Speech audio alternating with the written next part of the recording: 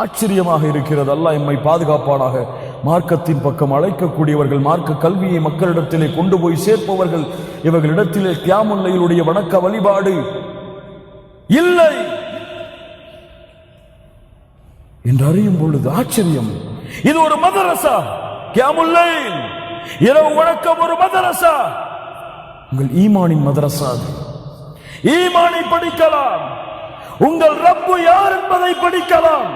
அறிந்து கொள்ளுங்கள், அந்த வணக்க வழிபாடு யாருக்கும் தெரியக்கூடாது.